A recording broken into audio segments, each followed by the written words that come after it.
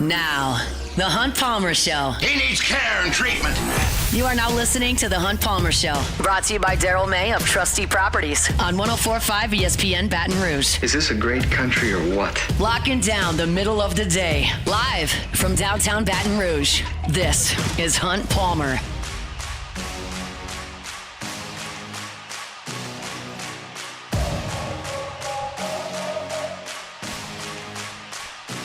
Welcome in. Hunt Palmer coming to you from our studio downtown in the capital city on this Tuesday. Means we're brought to you by Daryl May of Trustee Properties. Jacob Beck, Cassie Spazzali back there on the ones and twos. Fired up, you're here with us. Got all our Tuesday regulars all lined up. Glenn West with us in 30 minutes talking Tigers. Colin Jeter, former LSU tight end, and now with the LSU Alumni Association here at 2 o'clock. And we'll chat with Sharif Ishak about the Saints coming up at 2:30. I want to talk about the Saints and their penalties. We're going to get to some of that in the second segment here today. The Oklahoma State Cowboys have parted ways with Mike Gundy, or so their release says. He was fired. We'll talk briefly about that as well. And I've also got some overarching thoughts on the LSU and Ole Miss rivalry through the years. Obviously, we found out that LSU and Ole Miss are going to continue through the next 4 years. So I want to talk a little bit about that as we kind of ease into Tigers and Rebels this week. So let's crank it up the way we do every day. Let's with our Genesis opening drive. It's time for Hunt's opening drive, presented by Genesis of Baton Rouge. So we found out yesterday that Caden Durham's ankle injury is something that LSU is going to be monitoring all week. We didn't have a lot of information on Saturday night. As I've mentioned, I don't even know that I noticed it happening on Saturday as I was in the press box. It wasn't one of those deals where the training staff went out there for 5 minutes and he gimped off notably. I didn't make a note that he'd gone to the injury tent. I don't even really know when the play happened. I haven't gone back to watch that, but it's irrelevant. We know what the situation is with Caden Durham and that he is day-to-day this week with call it a low ankle sprain, just not a high ankle sprain. And so the next thought that comes to my mind is, okay, what if he can't play? Because if he can play, then he will play, and he'll be your starting running back, and you'll kind of use the rotation that you've used thus far. But if he can't play, you've got some very, very unproven depth that you're going to have to tap into with this LSU backfield. Last year, Caden Durham led LSU in carries. He had 140 on the season. Josh Williams had 117. Put together, that's 257 of LSU's 373 carries. More succinctly put, for radio, for not numbers, those two combined for 70% of LSU's carries last year. So you realize that Williams is with the Buccaneers now and he's moved on, and then you look at Caden Durham this year. He's got 52 carries. Second place on that list is Juwan Johnson at 16. The drop-off from 52 to 16 is a long way.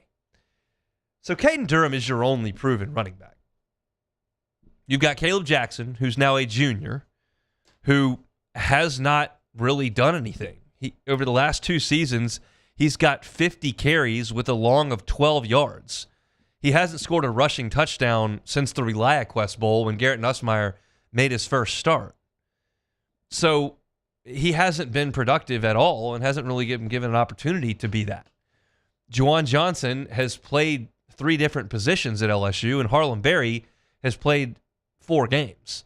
And if you take the 2 stiffest competitors that LSU's played against, with Clemson and Florida, he's got 3 carries for 3 yards.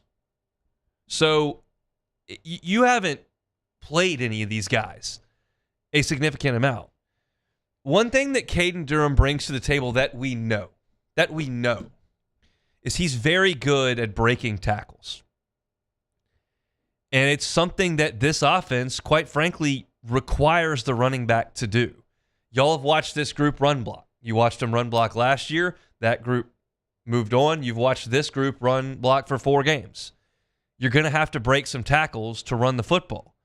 And Caden Durham, so far this year, has forced 6 missed tackles. Next best on the roster is 2, Michael Van Buren and Juwan Johnson. But also, furthermore, Caden Durham has gained 151 of his 213 yards after contact, 71% of Caden Durham's yardage this year has come after contact. And while I've watched Juwan Johnson's high school highlights and he ran for 4,000 yards in high school, he ran for an absurd total of touchdowns for a running quarterback in high school. He hasn't done this. And Harlem Berry was an elite high school back, number 1 in the country. But he hasn't played at this level, at this speed, with this workload before. So you're missing a key piece to the weak link in your offense. LSU's running game is not going to be asked to carry it in Oxford. Not going to be asked to carry the team against South Carolina or Alabama or Oklahoma. But you've got to have something. And while Caden Durham hasn't been great, he gives you something. He can. The first play of the game against Clemson, we've mentioned this many times. LSU didn't block it worth a flip. He got 25 yards. Last year in Columbia, South Carolina, LSU's offensive line was okay, but Durham broke 7 tackles that day. He gives you something, and this is an Ole Miss defense that has been atrocious against the run. Ole Miss, there's 136 teams in the FBS, 136. Ole Miss is 122nd in yards per game allowed on the ground. They're 121st in yards per carry allowed. And they haven't faced the 2012 Alabama team with Eddie Lacy in the backfield behind all pros. They faced Kentucky, Arkansas, Tulane. Like, not elite teams. Arkansas's got a potent offense, but this Ole Miss running game has been terrible. Running defense has been terrible. But LSU's ground game has been bad too. 112th in the country in yards per game, 109th in yards per carry, 106th in attempts per game. They don't run the ball a lot. But they've got to try to run the ball against this Ole Miss team. So how do they do it? Well, here's my guess. This is my opinion. And this is if Durham doesn't play. If Durham plays, this conversation's moot. But it's Tuesday, and we've got a lot to talk about in this game, and we'll get more information as the week goes on. But LSU's got to practice for the first couple of days as if Durham may not be available. So who are you giving reps to? My opinion, I think that they've lost confidence that Caleb Jackson's going to be an effective SEC running back. That's my opinion. The carry count would bear that out. I think, based on what you saw on Saturday when Durham came out of the game, Juwan Johnson got the biggest share of the workload. And I think he will be your starting running back on Saturday if Caden Durham can't go. Now, Johnson looks the part. Like, you say, oh, well, he's a safety. Oh, he's a quarterback. Like, can he handle the... He's 6 feet tall and 210 pounds. Like, he's like 15 pounds lighter than Caleb Jackson. But he's put together and looks the part of an SEC running back. He didn't look like Trent Richardson, but he looks like an SEC running back. He looks like John Emery. Logan Diggs is there for Ole Miss. He looks like him. He looks like a solid SEC running back. And I have very little doubt that given space, he can run the football. He's been doing that his whole life. I talked about this in the story that I wrote at LouisianaSports.net. Like, he was playing safety last year for 2 weeks, and then John Emery tore his ACL, and then on Monday they said, okay, go play running back, and on Saturday he caught a touchdown pass. So, like, he can do some of these things in space. Is he as capable as Durham? I would suggest no, but I'd love to be proven wrong. I think Johnson starts. I think Harlem Berry, this isn't a guess on my part, is given a package of plays that he feels really comfortable about. I don't know what Harlem Berry feels best about right now. Could be zone where he can kind of string the play out and cut it up the field when it's open.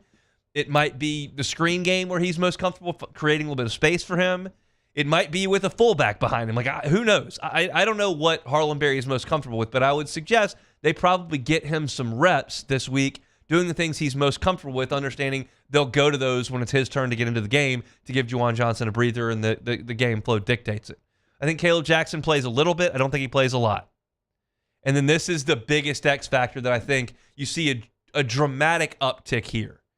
Xavier Thomas. I think you see Xavier Thomas in the backfield a lot. Now, here's the deal with, let me talk about Xavier Thomas first, and then I'll go big picture. Xavier Thomas can carry the football in the SEC comfortably from the shotgun in the read option game. Like he can do that. Give him 3 practices to work on it. He is comfortable putting the ball under his arm, making guys miss, getting to the edge, outrunning folks. Like he'll take a hit in the middle of the field. Like he's big, strong. He's a fourth-year college player.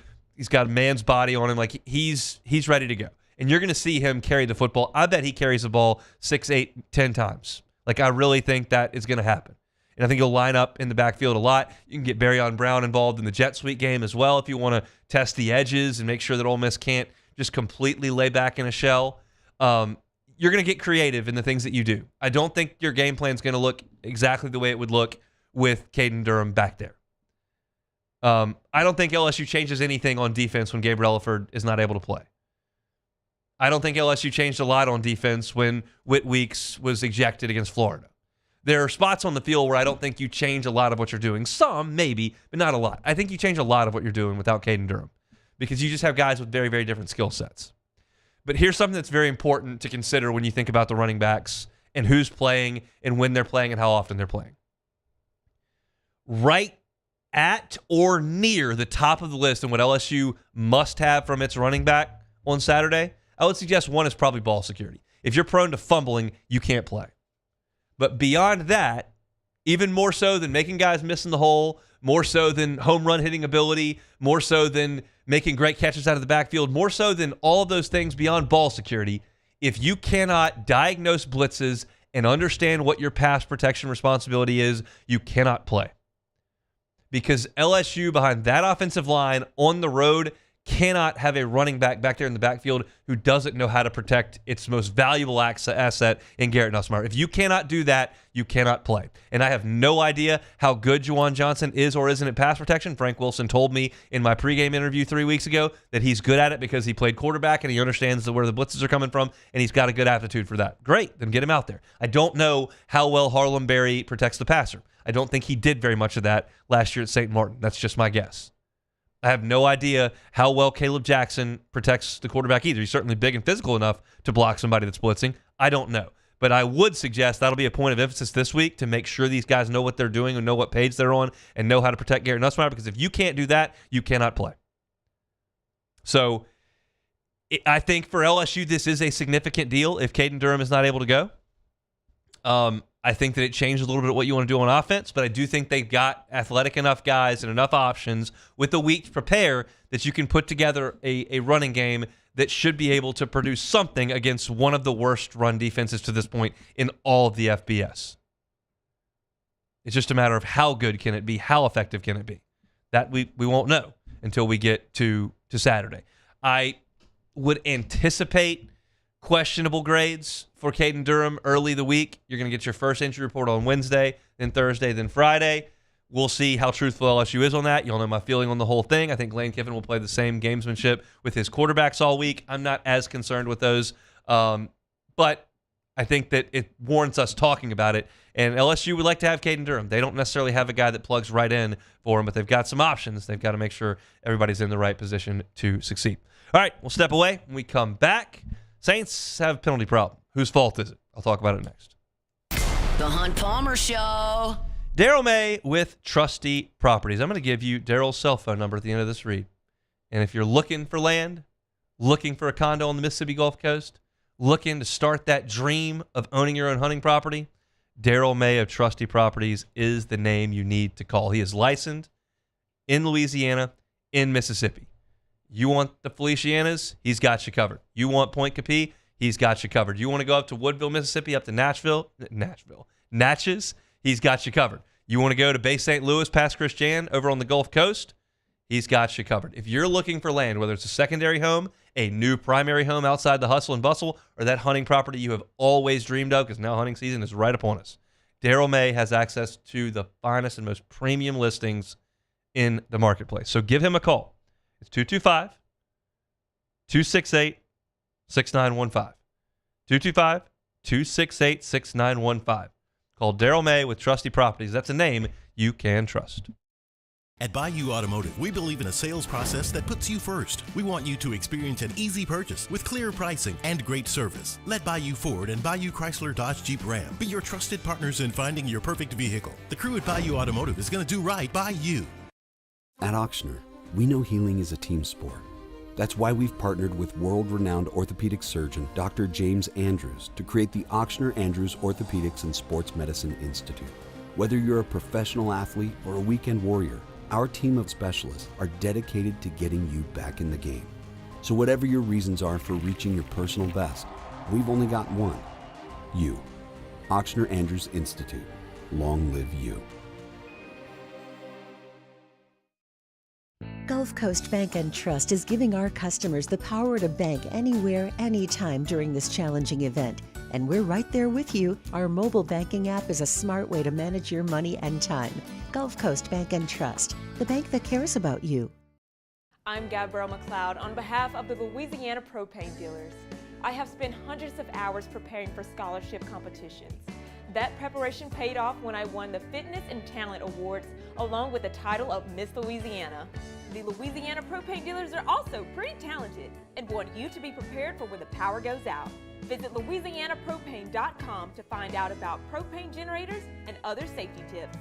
Louisiana Propane, it truly is the fuel for our future. Bayou Chrysler Dodge Jeep Ram is taking $22,500 off MSRP on the brand new 2025 Ram 1500 Laramie with $22,500 off MSRP with a complimentary 7-year powertrain warranty that comes with all new Bayou Automotive vehicles. If you need sales or service, the crew at Bayou Automotive is going to do right by you. Hey, it's Matt Moscona inviting you to join us for Friday's AFR from Don Juan Cigar Bar, presented by Got Lit Light Installers, because everything looks better when it's lit. We'll see you Friday, 3 to 6 from Don Juan Cigar Bar, presented by Got Lit Light Installers. At Luba Workers Comp, our journey began over 30 years ago with a simple belief: our clients come first. At Luba, our business has always been focused on people, not policies. Through every success and challenge, we've continued to grow because we've stayed true to our values, committed to providing you with genuine dependability. Because your well-being is more than a priority. It's our purpose.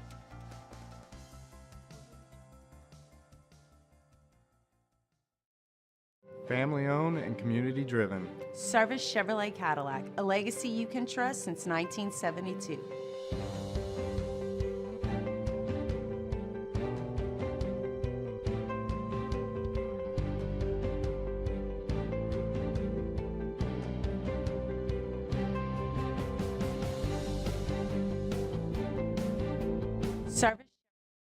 You're listening to The Hunt Palmer Show, brought to you by Daryl May of Trustee Properties. Looking for land to hunt or build? Call Daryl May at Trustee Properties.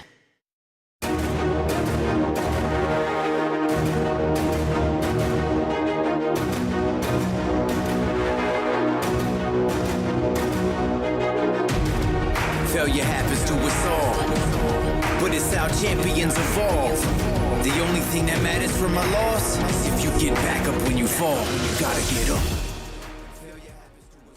Glenn West be with us talking Tigers 15 minutes from right now. Looking forward to that conversation. Colin Jeter from the LSU Alumni Association, but as you know him very well, former LSU tight end. We'll talk Tigers and Rebs with Colin coming up in 45 minutes.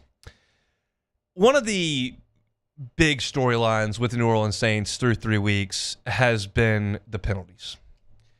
And there have been a lot of different takes on the matter, and I do think that the conversation is fairly complex. There are a lot of layers to a penalty problem.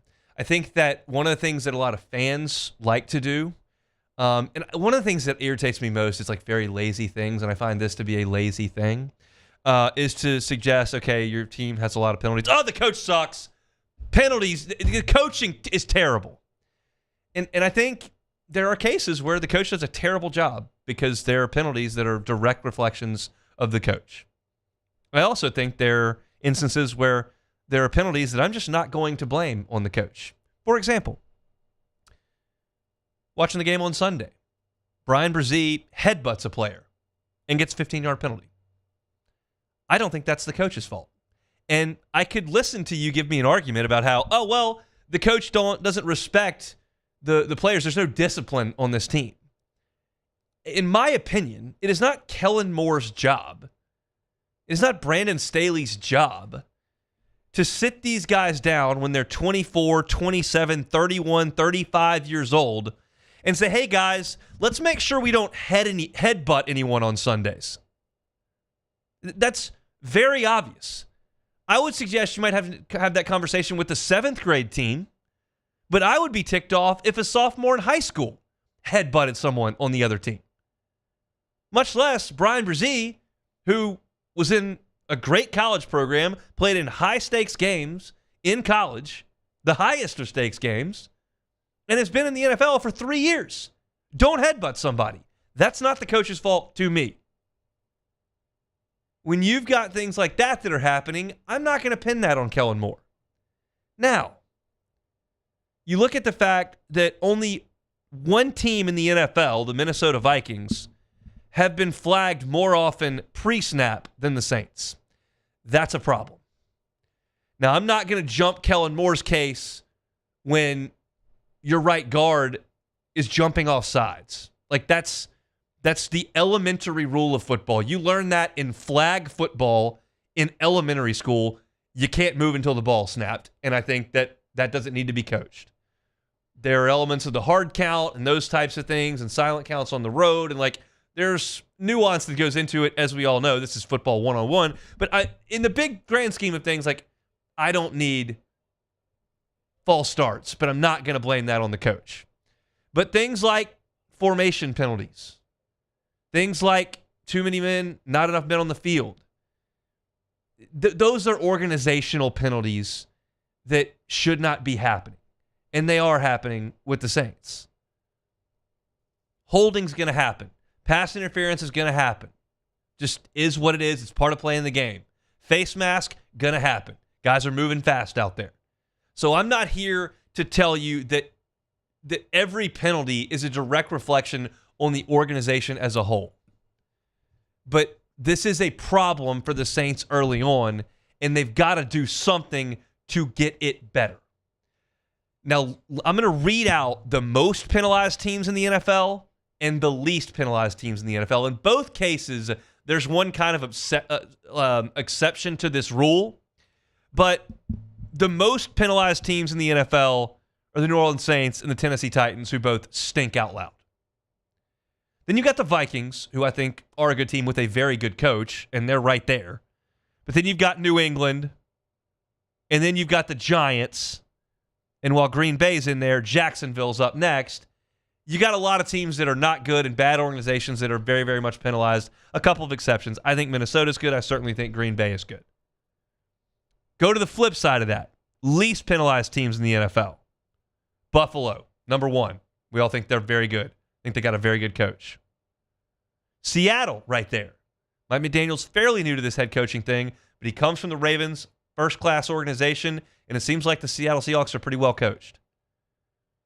And you got Pittsburgh.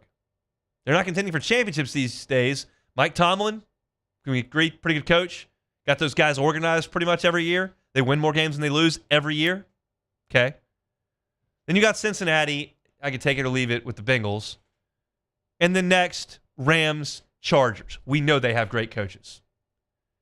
So what I'm looking at here, Buffalo, Seattle, Pittsburgh, Rams, Chargers, Ravens. That's the bottom of the NFL. Fewest penalties. Great coaches. I go to the most penalized teams. Titans, we don't know anything. New England, Vrabel, maybe. Giants, disaster. Saints, we don't know, but bad company to be keeping. Jacksonville, okay, first year. A lot more turmoil in those organizations. So I'm gonna zoom out from the one headbutting incident, the one false start, the one disciplinary penalty, the one play here, there. And if I zoom out way, way deep and just look at it very surface level, the best organizations with the best coaches are not committing penalties, and right now the Saints are committing penalties. I would not even say it's a red flag. It's just something to monitor. As I said yesterday, with the bad Kellen Moore decisions in the first week with the timeouts, and then the ridiculous decisions to kick field goals in the game on Sunday, And now the penalties, there are things that are stacking up that are concerning, that are bad, that I find befuddling. But I'm going to allow 3 games into his head coaching career and into this new era with the Saints for them to see if they can be a lot better in December than they are in September. I'm not going to just skip over it and say it's all sunshine and rainbows and everything's fine and the Saints will be okay. It's going to be a rebuilding year. Don't worry about it. I'm not going to say that. I'm going to point out the things that I think are terrible. But let's just see if they can get better. A lot of instances around the NFL where you're starting from rock bottom, and trust me, this is rock bottom. When you've got an old roster that has no salary cap flexibility and your draft picks have stunk and you've got the least amount of money invested in the quarterback position in any team in the NFL, this is rock bottom. This is the bottom. And it's hard to dig out of that. You watched the Lions last night. That's a damn good football team that's well coached. They lost both their coordinators. They've come out and played well already through 3 weeks, and they go and win on the road in Baltimore. Dan Campbell's start there was atrocious from a wins-loss perspective. Atrocious. He's building a culture. They're getting players in place. They end up making the Goff trade. They hit on draft picks, and they got things rolling. There's nothing to indicate right now that Kellen Moore is going to get this thing rolling in New Orleans the way that Dan Campbell has things going now 3 years in a row in Detroit. But I'm just pointing out the parallel is you started where things were going badly and you were losing a lot of games. It's going to test Kellen Moore if he can, in the midst of now a 3-game losing streak that's going to go to 4 on Sunday, that we'll see what happens with those 2 games in the Dome. But you're going to look up at some point, and the Saints are going to be 2-8, 1-9, 1-10, 2-11, something like that. Can you continue to instill your culture and make sure that the Saints play better in December than they did in September while you're losing a ton of games? That's the challenge this entire coaching staff is going to have. And you hear all the time, well, these players are professionals. They're going to show up to work. And I trust that that's the case right now. But you're going to have to get that done. I'm not here pinning these penalties all on Kellen Moore. But it's just another piece to this puzzle that's not going to set you at ease to look at the trends. We'll see. Saints on the road to Buffalo on Sunday. We'll talk Sharif Ishak about it coming up at the bottom of hour number 2. Tuesday show is brought to you by Daryl May of Trusty Properties. Looking for home out in the country? Call Daryl May of Trusty Properties. Daryl's born and raised here in Baton Rouge, Catholic high grad, big LSU fan. And he decided after decades in Baton Rouge, I think I want some space. So he moved out to St. Francisville and has made his home there on some acres. You want 30 acres? You want 300 acres? You want to do what Daryl has done? Contact Daryl May with Trusty Properties. I'll give you a cell phone number, 225-268-6915, 225-268-6915. Daryl May with Trusty Properties, a name you can trust. We'll come back with Glenn West next.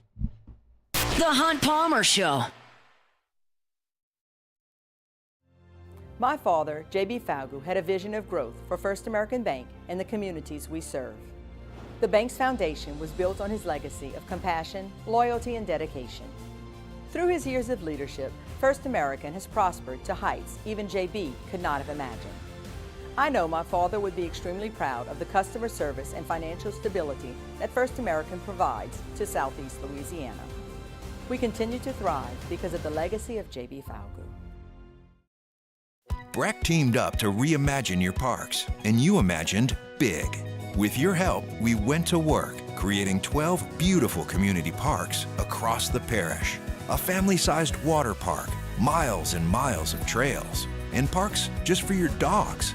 There are more places to splash, to explore, to run wild, and even soar. You imagined, we delivered. Gold. Breck, your #1 park system in the nation. These ice cubes could have been a thankless bed for an all-you-can-eat salad bar. But instead, they cradle and cool the crisp, refreshing Dos Equis. Nicely done, ice cubes. 104.5 ESPN Baton Rouge and First American Bank and Trust bring you the Heart of the Game Award, recognizing student athletes who deliver when it counts. Nominate your game day standout at 1045ESPN.com by the 21st. We'll choose 5 male and 5 female finalists, and then it's up to the fans to vote for the winners. Each winner gets a $250 gift card, a custom award, and the spotlight they've earned. Presented by First American Bank and Trust, a banking tradition since 1910. Men, age is just a number. Don't let it dictate how you feel. Goodwood Men's Sexual Wellness has anti-aging services that can help you look and feel your best. Visit yourgoodwood.com and discover a renewed sense of vitality. We typically think of stress as being bad for us. At Our Lady of the Lake and LSU, we are researching how certain types of stress, such as exercise, can be good for our immune health. By studying people under extreme stress, such as athletes, astronauts, service members, and first responders, we're learning how to improve the immune health of everyone. That's the power of research. That's the impact of champions. Together, we roar. At Luba Workers' Comp, our journey began over 30 years ago with a simple belief. Our clients come first. At Luba, our business has always been focused on people, not policies. Through every success and challenge, we've continued to grow because we've stayed true to our values, committed to providing you with genuine dependability. Because your well-being is more than a priority. It's our purpose.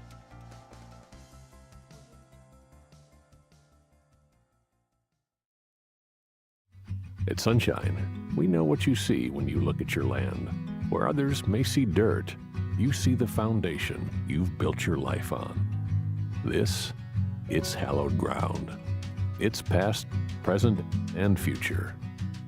We're proud to provide quality John Deere equipment to help you maintain the land you love. Check out our current promotions and learn more about what it means to be powered by sunshine at sunequip.com.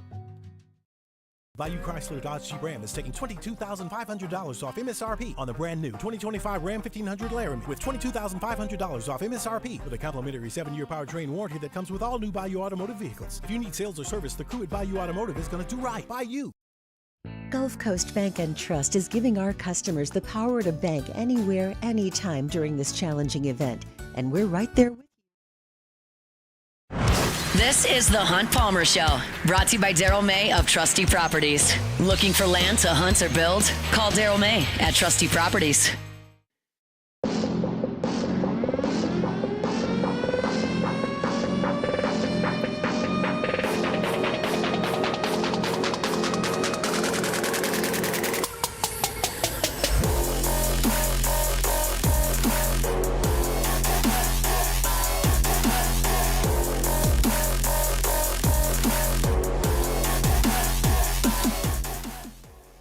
Hope your work week's off to a good start. Appreciate you hanging out with us here on 104.5 ESPN Baton Rouge. Chat with Colin Jeter coming up in 25 minutes.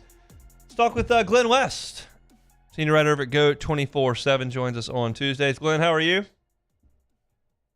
Doing great, hon. How about yourself? We're doing all right. LSU over the weekend takes on Southeastern in a glorified scrimmage.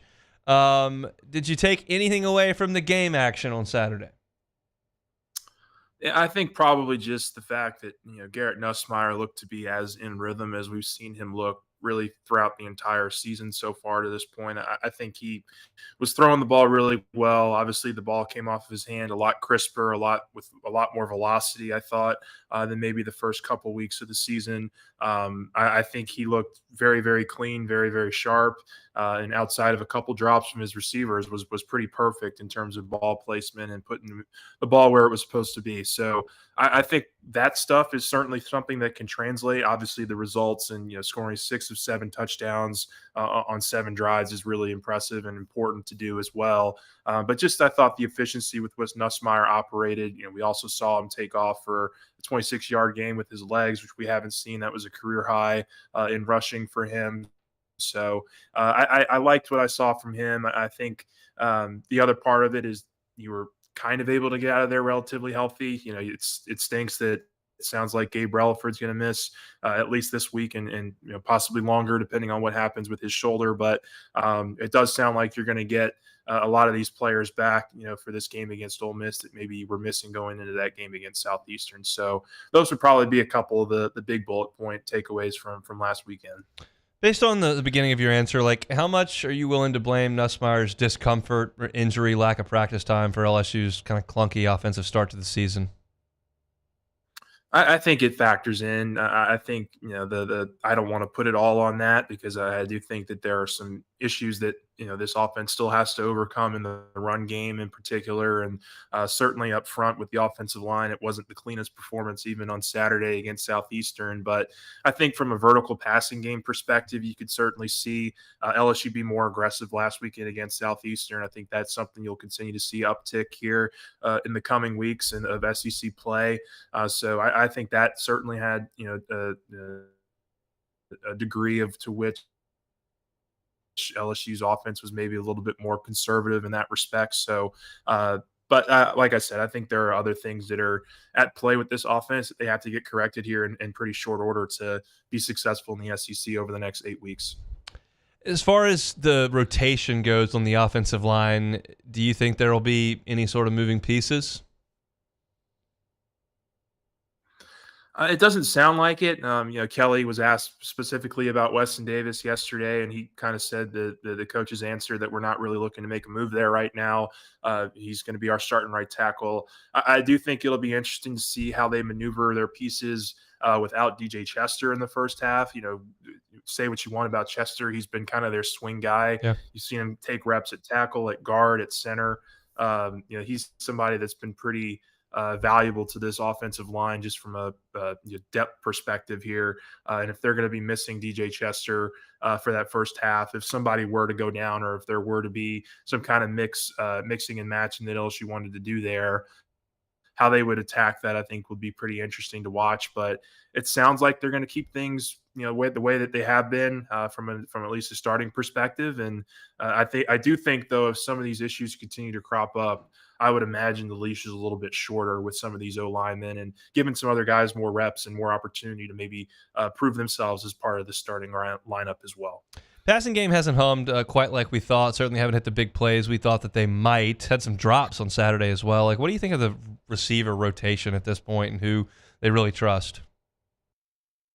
Yeah, I think there's a clear three of Aaron Anderson, Xavion Thomas, and Barryon Brown. I think those three are pretty cemented into that receiving rotation. I think outside of that, it's pretty much a pick 'em right now.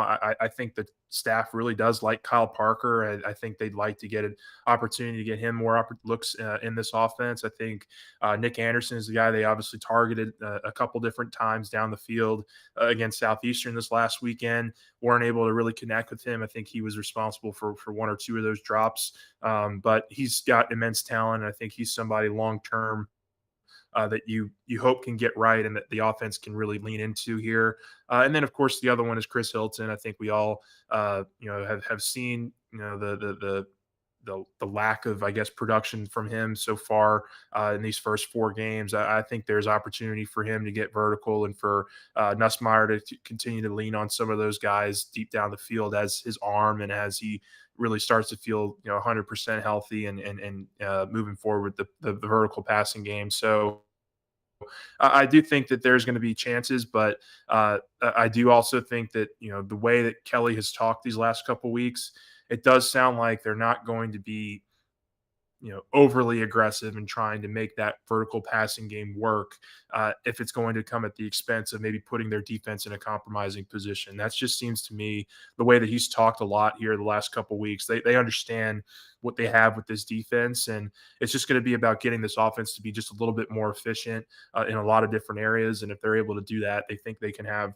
some long-term success in conference play. But certainly the vertical passing game is going to have to play a factor. I just don't know how much of a factor they're going to try to enforce it here at least in the short term. Glenn West, Go 24/7 senior writer, is with us looking for team coverage, looking for recruiting coverage. They got you over there at Go 24/7. The defense has played Clemson, who's really struggling on offense, Florida, who is awful on offense. They're going to Oxford to play Lane Kiffin's offense. How do you feel about the defense kind of stepping up in class here? Yeah, this is going to be one of my favorite matchups of the year, just because I think that Blake Baker is one of the best defensive minds in the game right now, and I think Lane Kiffin is obviously shown to be one of the great offensive minds in the country with his consistent approach on the offensive side. So I think this is going to be a great chess match back and forth on Saturday. I'll be very interested to see how LSU dials this thing up from a defensive perspective. I think you'll continue to see them be very aggressive. I would imagine that Ole Miss's offense is also going to be very aggressive, and so how those two forces match from an aggressive standpoint. I asked the question to Kelly yesterday about that actually, and he said that these two guys have seen enough of each other in terms of force going out head to head. Blake Baker obviously went against Ole Miss when he was back at Missouri, and certainly last year as well at LSU. But now I think LSU feels they have the pieces here to really have an impact from a pressure standpoint and getting after the quarterback, and certainly slowing the run game down and being more consistent in the secondary as well. I really am intrigued by this matchup from just a pure football fan perspective. I think it's going to be a really fun one to watch. If I gave you the number 23 for points for Ole Miss, do you think LSU would take that as a defensive output, or do you think they'd rather go play the 4 quarters? I think LSU would take that. I think that would be a really good game for this defense, because I do think that Ole Miss's offense is going to put up some points. Like the LSU defense has played really, really well so far, and this could be just another feather in the cap game here where they clamp down on Ole Miss's offense and show that they're truly one of the 2 or 3 best defenses in the country. But I still think, with that being said, that Ole Miss's offense just is too explosive. Lane Kiffin is too good at his job. And I do think that Ole Miss is going to put up, 20 to 25 points, at minimum here. And I think that would be something the LSU defense would certainly take. I think my question would be kind of in there, are they able to force any turnovers defensively? Like, does the 23 points also come with, an interception or a forced fumble, or maybe special teams also flipping the field once or twice? Like, I think there's going to have to be some of that at play here for this LSU team to go on the road and get a big win. But I think 23 points would be something that the defense and LSU would take, and it would just be on the offense to do its part and show that it's maybe can build off of that performance last week against Southeastern in some positive ways. Ole Miss's run defense numbers are atrocious. LSU's rushing numbers are similarly atrocious. Do you think the Tigers, with or without Caden Durham, can run the ball a little bit on what's been a porous Ole Miss defensive front? That's the other big key to this game, right? Is which one of those things breaks? Which does LSU break through and finally have a rushing performance against a quality opponent that is respectable and can help complement the offense, or does Ole Miss's defense finally stand up to an opponent's rushing attack and kind of put the clamps down and make them one-dimensional? I would love to see Juwan Johnson continue to get some expanded looks in this offense. I really loved what he did against Southeastern. I think he just adds another dynamic here to this running attack. And honestly, just the way that whole thing's kind of shaped out last weekend, it kind of had me thinking like, okay, maybe LSU should not be handing the ball off to Caden Durham 15, 16 times a game. Maybe they hand it off to him 10 or 11, and then Juwan Johnson another 8 or 9, and make it more of a 50-50 kind of backfield, and give both of those guys a good amount of touches, especially now with Durham and his ankle. I would guess right now, this is just an educated guess, that I think Durham plays on Saturday, but certainly I think Juwan Johnson is a guy that they've been able to utilize not only as a rusher, but in the passing game as well, taking some screen passes and getting downfield on the perimeter. I think he's somebody that could maybe open up this run game and make it a little bit more complementary to what LSU's offense wants to do. Both numbers might be low, but more touches for Harlan Berry or Caleb Jackson on Saturday?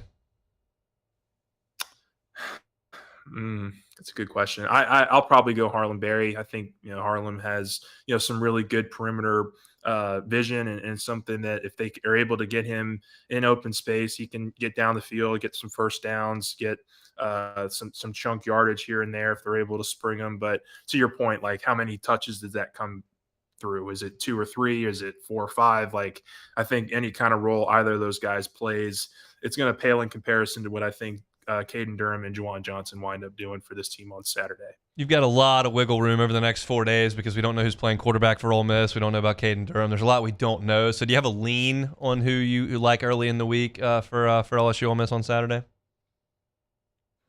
Yeah, I haven't really gotten that far yet. I still want to learn kind of a little bit more how Austin Simmons is progressing throughout the week. I think it's going to be tough for LSU to go on the road and win this game, but I do think that the one thing that I will put in LSU's favor is I do think this defense will be able to travel, and I do think that they'll be able to put up a strong performance against this offense for Ole Miss. It's just does LSU's offense travel and make this a complimentary performance and a complete game for this team? That I still have some reservations about. So if you're asking me right now, I'd probably lean Ole Miss, but I do think that this is very much a pick'em game, and that obviously is reflected in the odds right now. Yeah, started with LSU favored by 1.5, swung towards Ole Miss by 1.5, 2 points, depending on where you're looking. So right around that pick'em number for LSU on the road at Ole Miss. Want to read about it? You can at Go247. Glenn West, senior right over there with us every single Tuesday. Thanks, Glenn. Come back and close out our number 1. It's Tuesday edition of the Hunt Palmer Show when we come back. The Hunt Palmer Show. Genesis of Baton Rouge. GenesisofBatonRouge.com is the website. When you think Genesis of Baton Rouge, think luxury. It's a luxury brand of vehicles. But don't immediately, when you think luxury, think way too expensive for me. You don't know until you go look. Everybody's got a different budget in mind with a vehicle. If you're looking for one of the finest, safest cars on the road, it comes with an unbelievable amount of customer service, America's best warranty. All of that is available at Genesis of Baton Rouge. If you're listening to me right now, you probably have not been behind the wheel of a Genesis. It's fairly new. You probably haven't been to Genesis of Baton Rouge. It's fairly new. But if you're in the market for a new vehicle, whether that's this week, next month, next year, and you're on Airline Highway, because that's where a lot of dealerships are, just make one more stop at Piku, right there at Genesis of Baton Rouge. Say, hey, I heard you about y'all on Hunt Show. Love to get behind the wheel. Show me what you got. They're happy to do so. My personal favorite vehicle is the GV80. I'm more of a midsize SUV kind of guy. Depending on what you're looking for, they've got something for you, sedan all the way up to SUV over at Genesis. It's Genesis of Baton Rouge. Find that entire inventory online at GenesisofBatonRouge.com.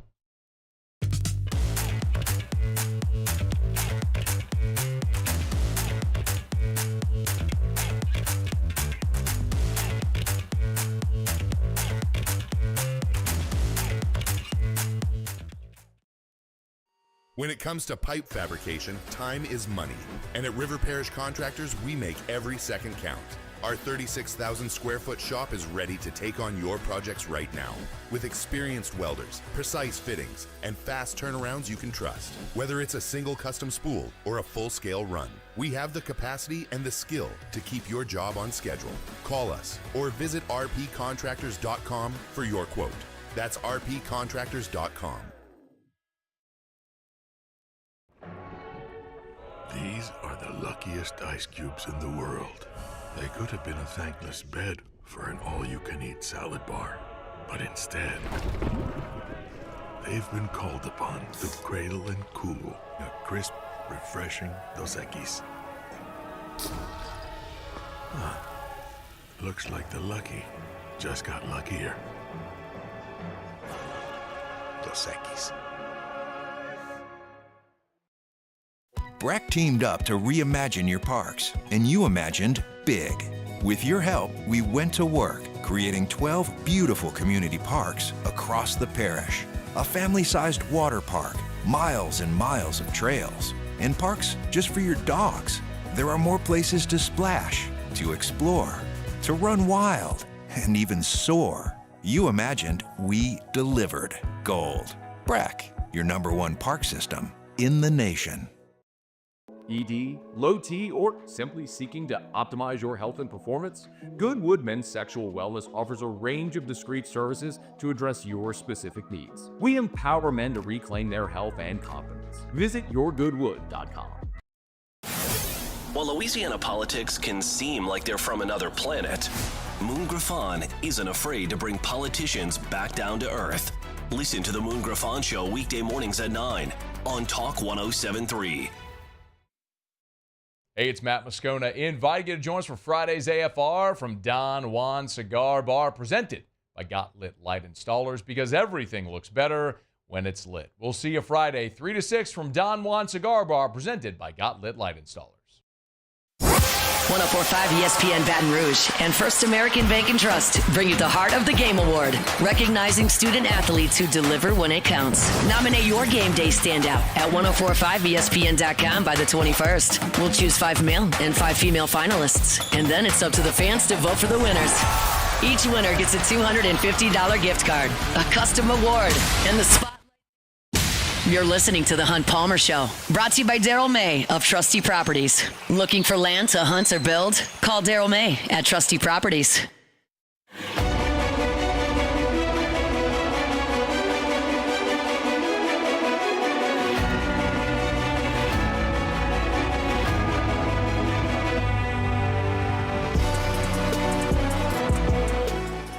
Closing up hour number one, not necessarily a local story, but I'll kind of tie it back locally a little bit. Oklahoma State made the decision today to fire Mike Gundy. They put in the press release that they decided to part ways. We obviously know that's not the case, as Oklahoma State's just been atrocious the last 2 years. But I don't think the last 13 months, I guess it is, would sully what Mike Gundy did at Oklahoma State. Keep in mind, when we were here in Baton Rouge, it felt like Les Miles was here for an eternity, right? Just here forever. Mike Gundy was hired at the same time as Les Miles because he took over for Les. And he lasted another coach and a half after Les left. A national championship coach and a half after Les left. Mike Gundy, and this is Brett McMurphy tweeted this out, is 58 years old. 35 of those years, so more than half of his life to this point, he has spent at Oklahoma State as a player, assistant, or the head coach. This is pretty amazing. Oklahoma State has had 11 10-win seasons in school history. 11. Mike Gundy was 12 10-win seasons. Mike Gundy was the quarterback for 2 of them and the coach for 9. They've only done it once outside of that. Twice as a quarterback, 9 times as the coach, 1 time outside of that. Mike Gundy did an awesome, awesome job at Oklahoma State. Now, I will not forgive him in a football sense ever for losing that game to Iowa State, because that took a national championship off LSU's trophy case. And he did say years later that he thought that Oklahoma State would have handled LSU rather easily in the Superdome. That's not the case. That LSU team would have dump trucked Oklahoma State to another national championship. It didn't happen, and we know it did happen in the Superdome that fateful January evening. But Oklahoma State is not a program with infinite resources. It had one very wealthy booster who did what he could. Mike Gundy was remarkably consistent in his time there. He had 4 straight winning. Before Gundy, Oklahoma State had 4 winning seasons in 16 years. Gundy had 18 in a row. That's the 9th longest streak in NCAA history for a coach at one school. So he made them relevant. He made them solid. And now we'll see where the Cowboys go from here, because if you remember like what it felt like when Les Miles was fired in Baton Rouge, and you thought like, we don't even know what else there is. He feels like he's been here for so long. They've had Mike Gundy a lot longer than that at Oklahoma State. It's a new world there where Oklahoma's not in your league. It's an NIL world, and T-Boone Pickens is no longer with us. So it's an interesting situation for them in a spot that they haven't been in a long time. But that's a heck of a job by Mike Gundy, and we'll see what Oklahoma State decides to do moving forward.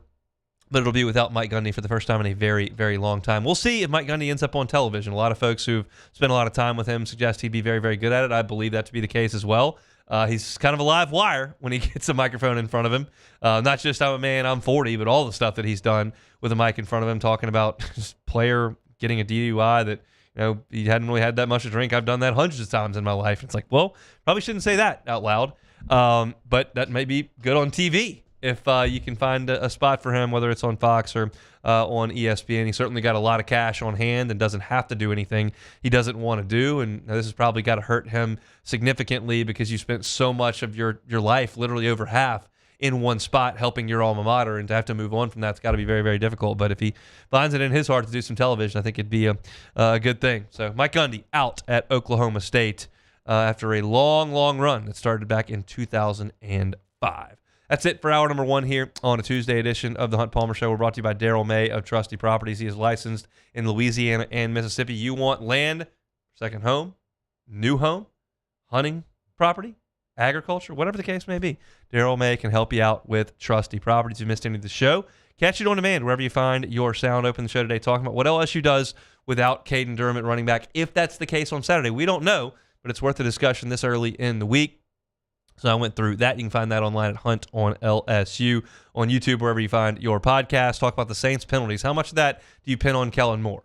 I think some, but not everything. And I wanted to talk about that, so we did so. You can find that at Hunt on Saints, wherever you find your podcast, and, of course, as well on YouTube. Then we had Glenn West go 24/7. That you can find at Hunt on LSU moving forward here. Lots to do in hour number 2. Looking very much forward to it. We'll revisit our Saints conversation with Sharif Ishak. We'll also have a discussion about LSU and Ole Miss, this rivalry, what it's meant over the decades, why LSU and Ole Miss have been chosen as permanent opponents, I guess annual opponents, more aptly said, moving forward, and just some thoughts on the last 2 games that these 2 teams have played that have come down to the last play. We'll do that 20 minutes from now when we come back. Colin Jeter, former LSU tight end, and now with the LSU Alumni Association, will be with us after Sports Center on The Hunt Palmer Show.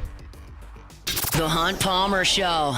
Highland Insurance Group, HighlandIG.com is that website. I was looking at the National Hurricane Service earlier, and they've got a pretty violent hurricane out there in the Atlantic right now, but it's going to be, as they call it, a fish storm. Never even gets close to the land. We like those. Those are good.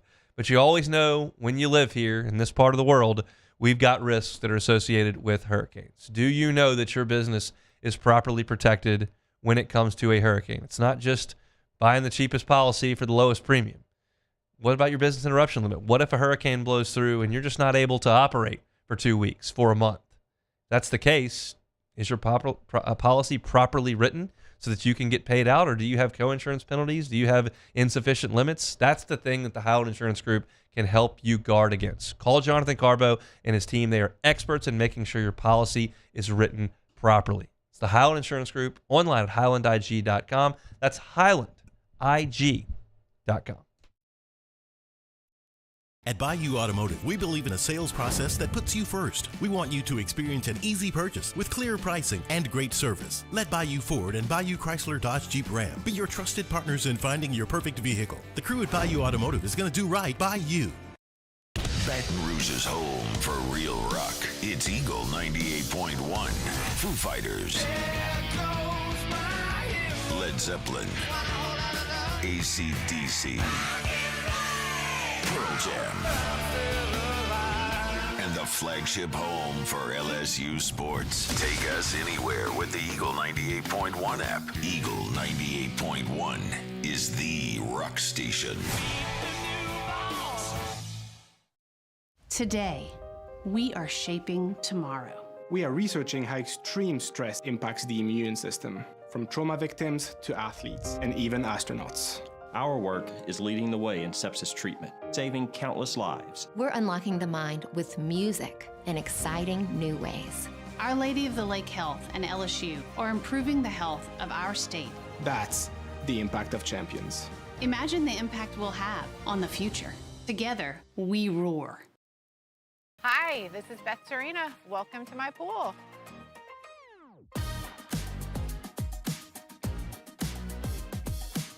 The first time I saw this beautiful pool, it exceeded every expectation that I had. They were able to get everything we wanted in this pool. It is a beautiful pool. We live out here, we eat out here, we watch TV out here. This is like our living room outside. We love this pool and everything about it. When we decided to build our pool, we called a great friend who is one of the best pool builders in the country in North Louisiana, and we said, who would you choose to build a pool in Baton Rouge?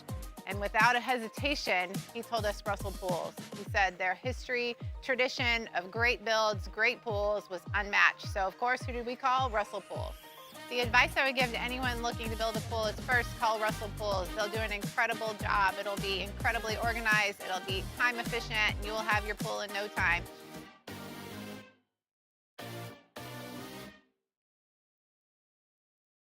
At Auctioner, we know healing is a team sport. That's why we've partnered with world-renowned orthopedic surgeon Dr. James Andrews to create the Auctioner Andrews Orthopedics and Sports Medicine Institute. Whether you're a professional athlete or a weekend warrior, our team of specialists are dedicated to getting you back in the game. So whatever your reasons are for reaching your personal best, we've only got one. You. Ochsner Andrews Institute. Long live you.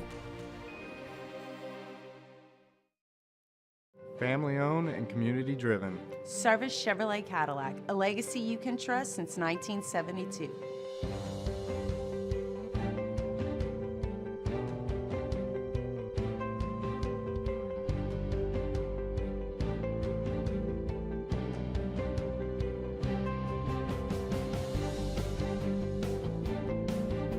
Service. This is SportsCenter.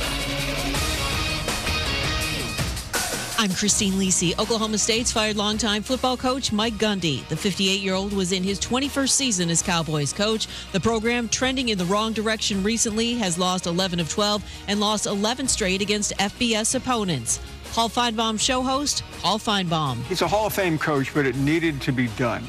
When things spiral out of control, and losing the other night at home to Tulsa, that was the final blow. So I think the school said we need to make a clean break. There's no easy way to fire someone as legendary as him, but I agree with the school. We're making it now. Gundy's buyout's $15 million. Offensive coordinator Doug Meacham named interim coach. NFL, ESPN's Adam Schefter reports the Giants plan to bench Russell Wilson and start rookie Jackson Dart against the Chargers Sunday. From ESPN's Jenna Lane, Buccaneers receiver Mike Evans expected to miss 3 to 4 weeks with a strained left hamstring. Robot umpires approved for Major League Baseball in 2026. Human umpires will still call balls and strikes, but teams can challenge 2 calls per game and get additional appeals in extra innings. Hey, it's your resident Super Bowl champ, Chris Candy, coming up Wednesday. The 49ers and the Colts both sit at 3-0 to start the season. I'll tell you which team I have more faith in the rest of the way. It's Unsportsmanlike weekday mornings at 6, right here on ESPN Radio, ESPN2, and ESPNU. Now, The Hunt Palmer Show. He needs care and treatment. You are now listening to The Hunt Palmer Show, brought to you by Daryl May of Trustee Properties on 104.5 ESPN Baton Rouge. Is this a great country or what? Locking down the middle of the day, live from downtown Baton Rouge. This is Hunt Palmer.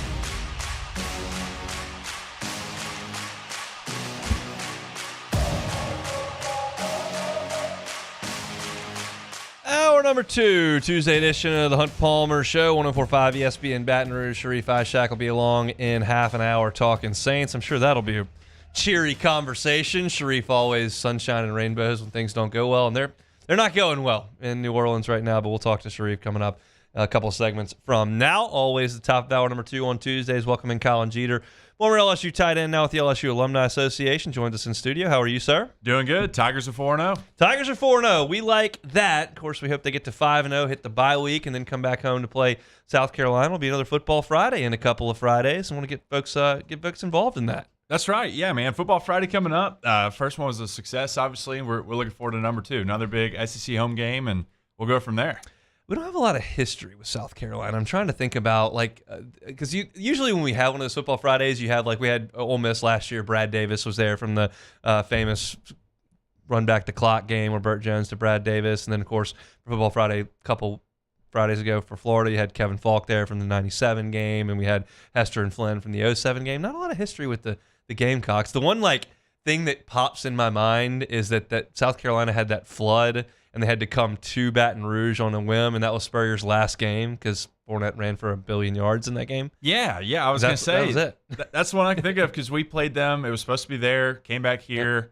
It was old ball coach's last game. He retired after that one. He looked at everyone, well, if I can't beat LSU like I did 50,000 times in Gainesville, then I guess I'll bow out. And I know y'all got another big fundraiser coming up in October as well with the Alumni Association. Yeah, Tiger Nation Challenge. It's our big annual giving week. Kind of helps to fundraise everything we do as far as operations, whether that's national networking, mentorship, just connecting Tigers across the world. That's what it's all about. So that'll be coming up in October as well. Awesome. We'll talk a little bit more about it as we move forward. But let's talk some football. Anything that you can gain or that you picked up from whenever Southeastern, like we talked about it last week, it's just if not a fair fight. I said it a million times last week. Is there anything you picked up that you liked or didn't like in the game? Well, we talked about there was two ways to look at playing or Nussmeier. You could sit him and get him healthy, or you could play him and hope to get the offense rolling. And, I mean, they did score 56 points, so it did seem like we were clicking. Obviously, it's a subpar opponent, but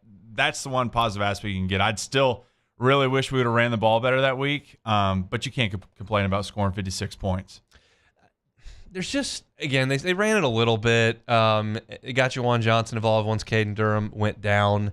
I'm curious, because we're going to get into Ole Miss here in a second. Like, Caden Durham is the one real experienced back that you've got on this team. And he may play on Saturday, and if he does, great, it's a moot point. But if he doesn't, you got Caleb Jackson, who's been very lightly used in really 3 years here at LSU. You got Juwan Johnson, who's played safety, quarterback, running back. And then you got Harlan Berry, who's a freshman. That's really all you've got. I'm curious, we know all those guys can run the ball. What about all the other stuff that they've got to do, and what do you think Frank Wilson is going to prioritize? Pass protection, understanding the offense, catching the ball out of the backfield. Like, what else goes into it, and what do those guys need to work on this week if Durham is not able to go? Because they haven't played very much. Well, that's the thing. There's so many nuances to playing football when it comes to running back position. One, obviously you got to be good when the ball's in your hand. But two, you got to be good when the ball's not in your hands, whether that's pass protection, getting out on pass routes, understanding what the offensive line's doing. There's a lot that goes into it. So if you're just a guy who we hand the ball to and you can make plays, great, but we got to know what you're doing outside of that. Obviously, Durham is the best back of the bunch. Barry's a great young kid. I do like Juwan Johnson. He's kind of like a fun little jackknife. We got a Swiss Army blade of the offense. But, yeah, there's a lot of nuances, especially going on the road to Ole Miss, SEC, first real away SEC test. I kind of feel like we're going to do a lot more of the screens, trying to extend the run game with our receivers, but it's just so many aspects to it outside of just running the ball. You think Xavion Thomas can play some running back if they need him to go back there and do that? Maybe so. Look, I'd love to see him in like the Chicago Bears putting DJ Moore in the backfield a little bit. Let's give him a little, make him kind of another Swiss Army blade in the routine on offense and shit. I'd love to see it. I would too. I think you're going to see a little bit of that. So I want to talk LSU Ole Miss big picture. Like, you played in this game. This is one that the SEC has determined, hey, we're going to go ahead and make them annual opponents moving forward for the next 4 years.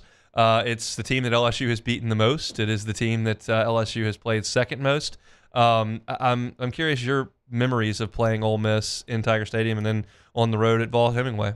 Well, let me think. So in 2014, we played them. They were number 3. We had Good Bo, Bad Bo coming to town, and we upset them at home, which was great. 15 was not so great. We went over there, and that extended our 3-game losing streak. And then 16, we got to watch old number 7, Fournette, set the rushing record on him. Yes. So more good memories than bad against Ole Miss. Obviously, that's another one that, we talked about Florida being the team that we kind of hate the most. I feel like Ole Miss feels that way about us. Like that, I hate to say it. Well, I don't mind saying it. We're like big brother to them, and they really want to beat up on us. So it's going to be another tough-fought game, but it's a fun rivalry. Like I said, it's not my favorite. It's not the Florida, but it still always seems to be a fun game. That 15 game, I forgot about that. That was my bachelor party. And so we had a bunch of guys in Oxford, and it was freezing. I don't know if you recall that. You were playing. I was just in the stands after quite a few beverages. Y'all wore those stupid all-white uniforms. And then Kelly threw right down the seam the first play of the game. And my group left in early third quarter. We're like, it's getting ugly. It's cold, and we're here together. We're just going to go to the square and hang out. Is that an intimidating place to play? Not really. It's small, obviously. Everyone knows it almost looks like a glorified high school stadium, but it does get loud, and just with the hostility of the fans between Ole Miss and LSU. Yeah. But as far as comparing it to any other SEC stadium, no. It's just a matter at that point of playing the game. So as far as LSU's defense goes, they have passed every test with flying colors. Clemson doesn't look very good. Florida doesn't look very good. How comfortable are you with them going to play Lane Kiffin's offense? This, to me, is the real test of the year so far because, like we talked about, we thought Clemson was a great win, and I'm not saying it's not, but you've seen they've kind of sputtered since. Kiffin's going to dial it up, and I don't know if there's any extra motivation now that it appears that one of our linebackers is dating his daughter, but Kiffin's such a great offensive coach, and to me, this is the real test number one. So if our defense can come out of this one playing the same way we played through 3 weeks, I'm super excited, but we'll find out on Saturday. Baker and Kiffin matched wits last year, and I would say it was about a draw. LSU won the game. Ole Miss did score some points. They busted some big plays. Trey Harris, their number one receiver, dropped what would have been a touchdown in the first quarter on a deep ball that was right in his hands, and he just dropped it. And Kiffin went for some fourth downs, and LSU bowed up and got stopped. So how do you feel about that matchup between Baker and Kiffin with this new group of LSU defensive players that he'll have at his disposal? I feel better this year. Last year, I'm with you. I thought Ole Miss, as good of a win as it was for us, Ole Miss missed some opportunities throughout the game. Obviously, they've got a new squad. They've got a new quarterback. We've brought in some great transfers that kind of stoutened up our defense. I feel better about it this year than last year. So I don't know if that's a good sign for anything, but we do have to go on the road. So getting signals out there, communication is going to be tougher. But as far as a standpoint of what they had on offense and what we had on defense last year versus where we're both at now, I like the matchup a little bit better. As far as LSU goes on offense, Ole Miss is in the 120s. There's 136 teams in the FBS. They're in the 120s in running defense. Do you feel like, with or without Durham, that we can run the ball a little bit against that team? It's getting repetitive. We keep talking about this every week. We're fine at throwing the ball, but the run game's an issue. We have to be able to run the ball. I mean, you can't be one-dimensional throughout the year, especially in the SEC. I think we can. I wasn't too excited to see that Nussmeier had our longest rush of the night last week. You would think against Southeastern we could pop some runs, but we're going to have to. We're going to have to find ways. That's why I think we'll kind of get the screen game back going to extend that run game. But you have to be able to find seams against Ole Miss, who, as you said, the run defense doesn't appear to be all that stout. If we talk to Nussmeier tonight, I'll ask him about this. I wasn't there post-game to ask him. I did notice when he ran that long run, he started chirping at the crowd. Now, that may have been like fired up because he ran the ball and got a first down. It may have been like, I've heard y'all for a year and a half now moan every time I don't run. See, I can run. Like, do players hear the crowd and like, can they react to something like that? Oh, yeah. Okay. I think it was more option number 2 there. I think he was chirping back. Look, if you think players don't get on. If you think we don't get on our phones after the game and check Twitter or X or whatever you want to call it and see what everyone's talking about, you're crazy. It's just part of it now. You're connected all the way around. But, yeah, I think Nuss had a little bit of chirpiness to him, and I liked it personally. I mean, you can hear in that stadium when he doesn't run and there is 10 yards of grass in front and he either wings it down the field or throws it away or whatever, and you can hear the collective and like people. And Brian Kelly said in press conference, like, he's got to run more, and he said he got to run more, and then he runs. I find that interesting. And Twitter, there was Twitter when you played. I mean, were you looking at that? I mean, yeah. Not that there's a ton of people trashing the tight end unless you drop a pass. Yeah, I think it was looking more just to see if your name got mentioned, back in the day. But yeah, Nuss, I'm with you. He doesn't need to be Jaden. He doesn't need to be these guys that take off. But if he can do that once or twice a game, get a first down for us when we need him to, then that's perfect. That's exactly what he needs to do. Just the access that fans have to players on social media just really is slimy to me, because it's an excuse for somebody who's really immature and has terrible priorities to have some drinks and like fire off tweets at people that I hate that part of the whole. Yeah, we've got a great term for that. It's called keyboard warriors. Yeah. It's they won't say it to your face, but they're fine doing it behind a screen. Gross, the worst. How do we feel about final score on Saturday night? Oh man, I think we'll score some points. I'm going to go final prediction 28-24. That's my final guess. I think Tigers pulled out on the road. It's going to be a tough one. They're going to score some points on us, but I think we'll be able to kind of prevail in the end. 45 minutes ago, I asked Glenn West, do you think if I gave LSU's defense, y'all are going to allow 23 on the number, do you think they would take that, or do you think they would go play the game? And I guess the competitor in them, we're not scoring 23, but in reality, I think that's probably right about the right number. I think if Ole Miss scores 31 points, you might be in some trouble. And I think if you hold them to 13, you're going to win the game and you're going to be considered maybe the best defense in the country. 23 seems to be kind of like a middle ground to me, and that's kind of where you are. I agree. I think 24, that's a game we can win. If you hit 30s, I don't feel so confident about it, but I think if we keep them in the 20s, we'll score enough points against our defense to come out victorious. And then if you really put put the clamps on them and hold them in that stadium against that coach, you can really look at this going into the bye week, and this is one of the best defenses. I think a lot of teams are going to have trouble, because right now you can explain it away. Florida's a mess and Clemson's a mess. We'll see. I'm excited to check it out. 2:30 on Saturday. Colin, tell everybody one more time where they can get involved with the Alumni Association. Well, there's all sorts of opportunities, like we talked about earlier. Football Fridays, it's another great event. Come in, check out, grab some lunch, hear stories from players. I was talking to some of the other former players. this past week. I may have some big-time names in there coming soon. I like that. But that's a great opportunity. Obviously, Tiger Nation Challenge. Just stay up to date with that. That'll come more in October. We'll talk more about that. It's a great opportunity to kind of help us support all of our nationwide networking. Keep Tigers connected across the country, and then so on. Obviously, as the year goes on, we'll continue to do more, but those are the two big things coming up. You going to Oxford? Unfortunately not. I'm not going this week, but I will be watching at home. All right. We'll talk next week. He is Colin Jeter, former LSU tight end, now with the LSU Alumni Association. We'll step aside. When we come back, let's talk a little bit more LSU Ole Miss big picture on this rivalry. You got some historical facts to get to. We'll do it next. The Hunt Palmer Show. Swing Easy Golf Club in Baton Rouge, Segan at Perkins, online swingeasygcbr.com. I've always thought I'd love to be a member somewhere. Well, you can do that at Swing Easy Golf Club. You can get preferential treatment on reserving tee times and bays. You can also get 7 hours for free every single month with your membership fee. You can bring guests. You can host clients. You can have friends. All those types of things you can bring to Swing Easy Golf Club. Give you an opportunity at a place you know you can go to practice or to play on their awesome golf simulators. You can work on your game, play some of those famous courses from around the world on their simulators. We were there just a week and a half ago. It's just a ton of fun. So if you have not been to Swing Easy Golf Club, it's brand new here in Baton Rouge. Go check it out. It's on Segan near Perkins. You can walk in. You don't have to be a member to go. They just have membership options that can give you some perks. You might try it out one time, try it out a second time, but go, yeah, this is a place I'd like to spend a little bit more time. I have a feeling that's how that's going to go. It's Swing Easy Golf Club in Baton Rouge. Check them out online. swingeasygcbr.com. Hey, it's Matt Moscona inviting you to join us for Friday's AFR from Don Juan Cigar Bar, presented by Got Lit Light Installers, because everything looks better when it's lit. We'll see you Friday, 3 to 6 from Don Juan Cigar Bar, presented by Got Lit Light Installers. Businesses like yours are the soul of our community. You deserve someone who'll deliver the internet services you deserve. That's why local businesses rely on Rev Business, 90 years of building connections. Visit us at letsrev.biz. Flight by Yingling is raising the bar by crafting the next generation of light beer. With only 2.6 carbs and 95 calories, this is premium refreshment 6 generations in the making. Flight by Yingling. Raise the bar. My father, J.B. Falgu, had a vision of growth for First American Bank and the communities we serve.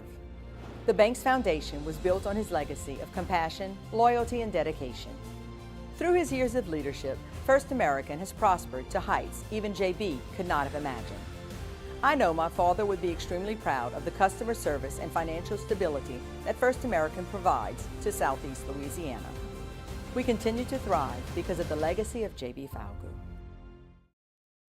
At Atmos Energy, our Smart Choice solutions help customers save energy and emissions with rebates up to $500 off high-efficiency natural gas appliances, smart thermostats, and weatherization upgrades. Together, we're fueling our energy future.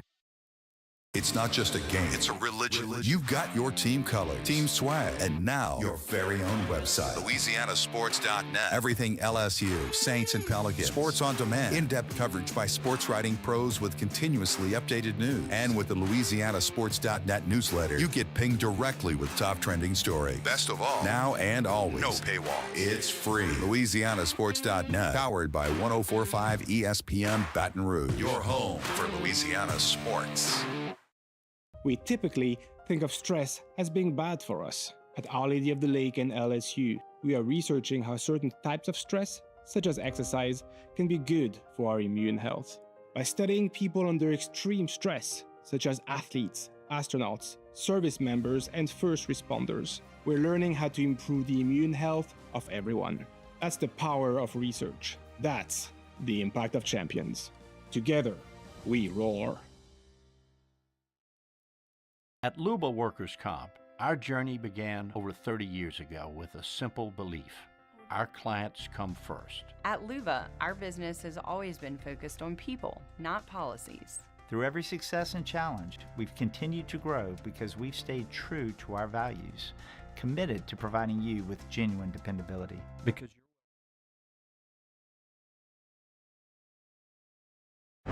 This is the Hunt Palmer Show, brought to you by Daryl May of Trustee Properties. Looking for land to hunt or build? Call Daryl May at Trustee Properties.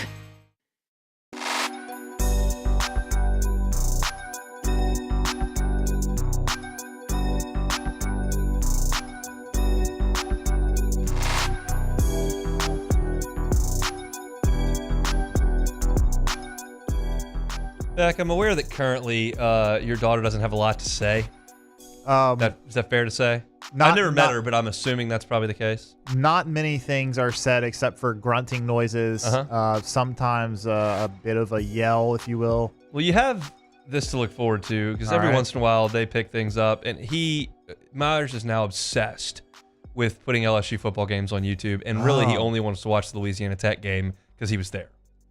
So that has been played. He's watched it 44 times on YouTube. What does not the whole game. It's the 18-minute highlight thing from ESPN. But like, what does he just says he wants to watch? He'll say, "Can I watch the Tigers and the Bulldogs and when they come out running?" Because the first scene on YouTube is them coming out of the tunnel. Nice. That's what he wants to.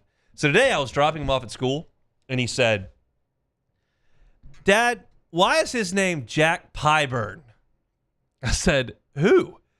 On the football game. So he clearly has heard Sean McDonough or whatever the voice was say Jack Pyburn. And I said, well, that's just what his mom and dad decided to call him. He goes, well, what's his favorite color? Like, so this is the level that his brain is working on, where the next thing is what's his favorite color, but he's gleaning Jack Pyburn off of, I'm sure, one tackle in the game. You need to make sure, like if Jack's at player interviews today, maybe you can tell him, hey, my son wants to know what your favorite color is. And we might get Pyburn this week. We haven't had him in a couple of weeks. He also did this. For those that are watching on YouTube, you'll catch this.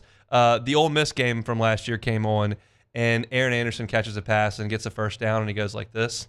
Yeah. And Myers was playing football in the by himself in the living room, and he stopped and did this. Oh, that's awesome. So, good stuff. He's something. He also wants us to cheer him on at all times, no matter what we're trying to do, whether that's changing a diaper or doing dishes or cooking dinner. We have to watch, which is difficult to do any other chore and also watch the big football game. But he needs support, Hunt. Well, he's got it. We got the first smile today, Hunt. Oh, that's very good. Yeah, very good. Yeah, that first 6 weeks or so with no smiles or any sort of anything is not a lot. Not really. Not a much lot going on.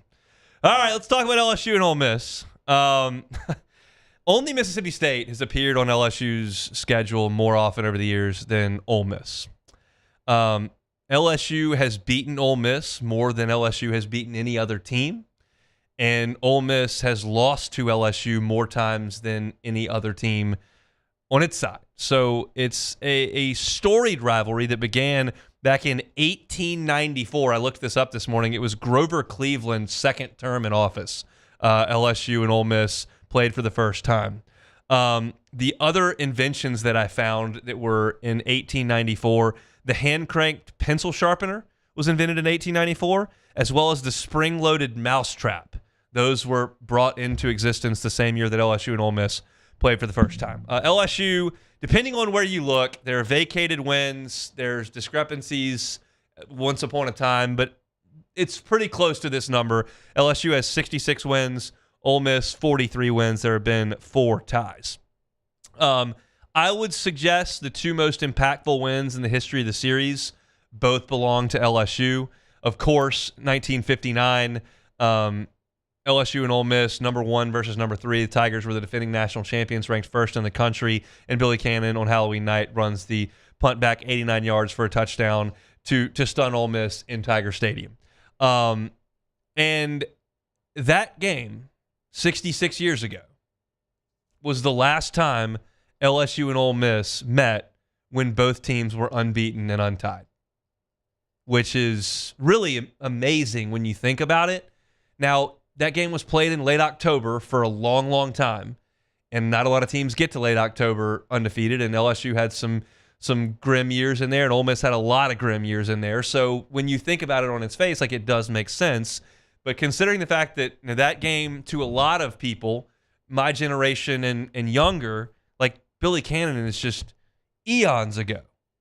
And that was the last game that featured these two teams unbeaten, and they'll do it in this game coming up on Saturday. Now, I don't think that this one has quite that impact right now because you're looking at an LSU team that we feel like is a potential contender, but they have significant issues on offense, and Ole Miss doesn't appear to be as strong as they were last year. They struggle with Kentucky. They struggle with Arkansas, and we think those two teams are at the bottom of the league and potentially making coaching changes soon. So I don't I don't feel like it's got the feel of 1959. I don't even feel like it has the feel of 2003, which is the next game that I think is the second most impactful that LSU won.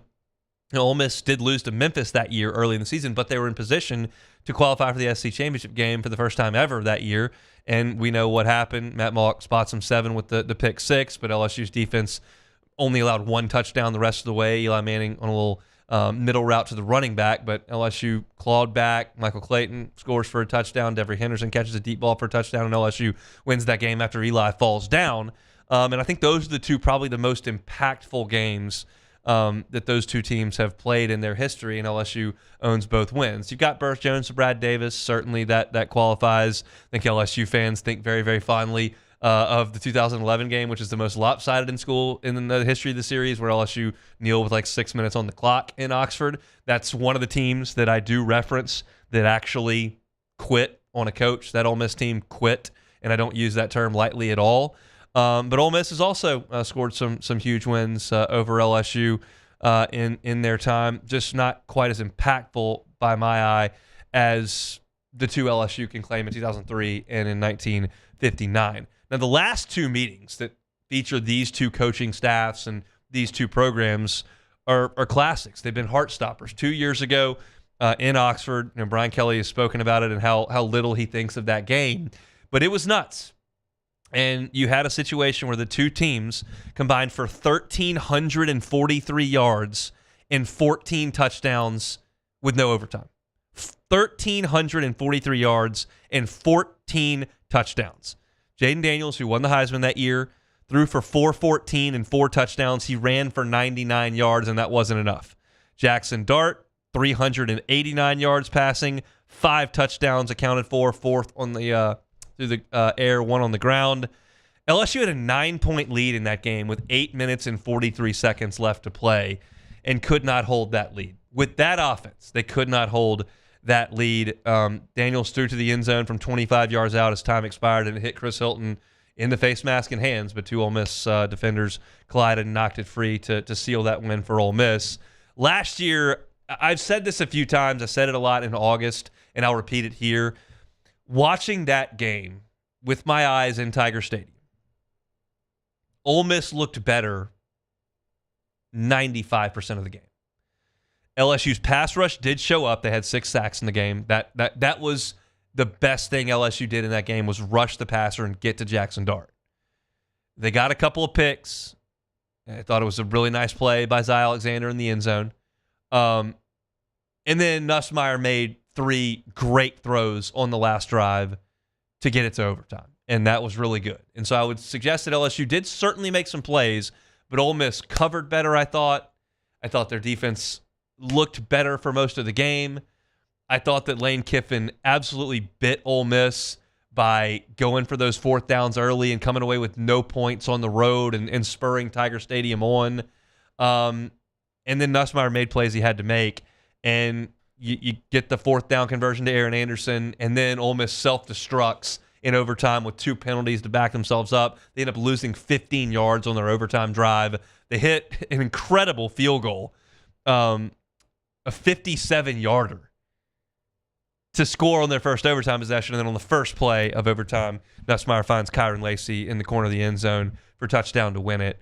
That was one of those games where LSU didn't go on to accomplish anything last year of note, but the environment in Tiger Stadium was a 10 that night. And that doesn't happen very often. I would suggest it doesn't even happen once a year. But it was a 10 that night. Now, you need all those ingredients. You need a great team on the other side, and Ole Miss was a top 10 team. You need LSU to be in the mix, and LSU had played well and won at South Carolina and was finding things after a tough loss to Florida State, to USC, beg your pardon. It was at night, the weather was good, and it was a close game, and LSU made plays to win. And all those things, when you put that gumbo together, it's really, really good. And it was really, really good last year. Now Ole Miss will have that on their mind. This is probably a better spot for Ole Miss from an expectation perspective. They generally don't handle those all that well in Oxford, and there aren't as many expectations on this team. And Lane Kiffin's kind of planting those seeds. Yesterday, he talked about, the last 3 coaches there have won national championships, and LSU's always got a ton of talent. And I think Lane's always got an angle, and I think the angle yesterday was kind of well, Brian Kelly, you don't really have a title there. Everybody else wins a title there. You don't have one. And I do think that he is wired that way to kind of plant those things into the media. And I think this is a rivalry. I think that LSU fans prefer to point to Florida, prefer to point to Bama, prefer to point to Auburn, are happy to look over at Texas A&M. LSU looks down its nose at Arkansas, and I think probably looks down its nose a little bit at Ole Miss. That's fine. I've got the elitist in me too that feels that way at times. But proximity, history, generations of watching the same game over and over and over again, like this one carries a lot of weight. And I think you're going to see a really good environment for Vaught-Hemingway Stadium on Saturday. We just talked to Colin about that. He's like, yeah, that's not one of the best ones. Small, but they hate LSU. They're going to get up for it. And this is a storied rivalry. It's not necessarily with – I told you that the one with Florida 2 weeks ago, that was built on greatness, on national championship level teams with NFL draft picks and All-Americans and Heisman Trophy winners. This isn't that, but there's a lot of history that's rooted in this, and we'll see what that bears out on Saturday. It could be a spot where Ole Miss kind of creeps closer to relevance in reaching that playoff for the first time, or it could be LSU making a statement about what its defense is, what this football team could be, and making a statement that it's going to make its first playoff since 2019.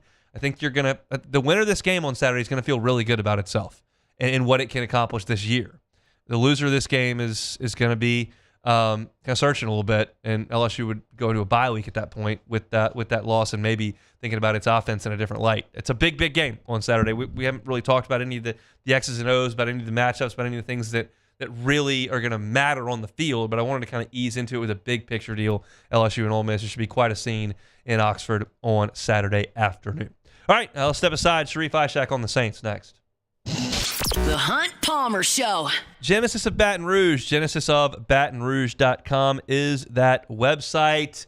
Look, we live in a delivery world, right? You don't want to make an effort. You want those folks to come to you, and Genesis of Baton Rouge is happy to do that. You want to test drive? They'll come to you at the office, at home. That's great. If you test drive and you say, hey, this is going to be the vehicle for me, they'll deliver it to you. You don't have to go to the dealership to sign the contracts. They can send those to you with e-contracts. They just want to make things convenient for you. That starts with the buying process online. Whole inventory is online. Test drive comes to you, but then they'll come to you for 3 years for your scheduled maintenance. That's convenience as well.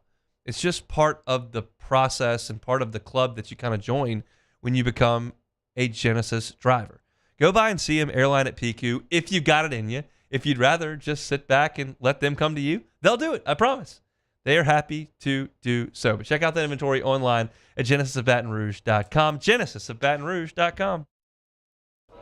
These ice cubes could have been a thankless bed for an all-you-can-eat salad bar. But instead, they cradle and cool the crisp, refreshing Dos Equis. Nicely done, ice cubes. When it comes to pipe fabrication, time is money. And at River Parish Contractors, we make every second count. Our 36,000 square foot shop is ready to take on your projects right now.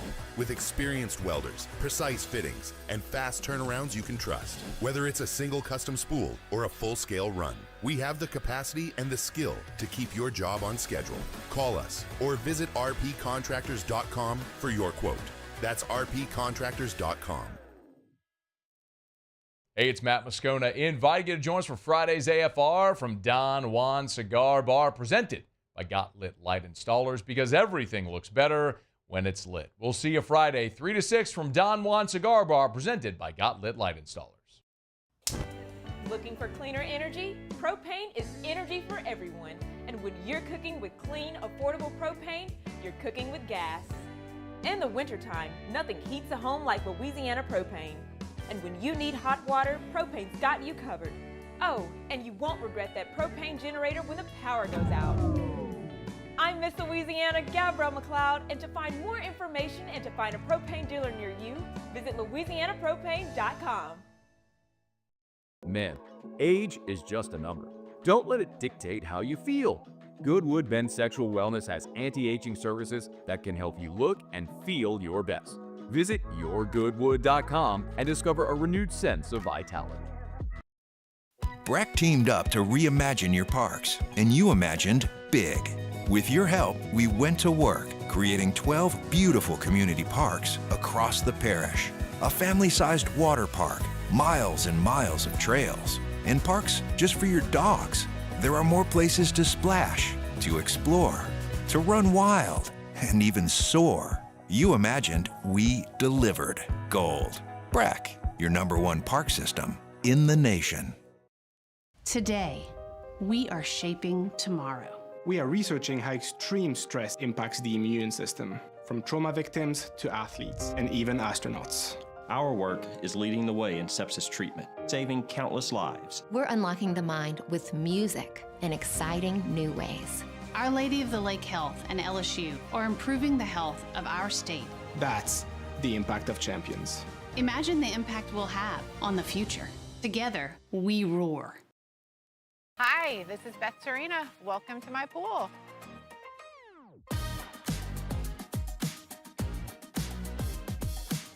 The first You're listening to The Hunt Palmer Show, brought to you by Daryl May of Trusty Properties. Looking for land to hunt or build? Call Daryl May at Trusty Properties.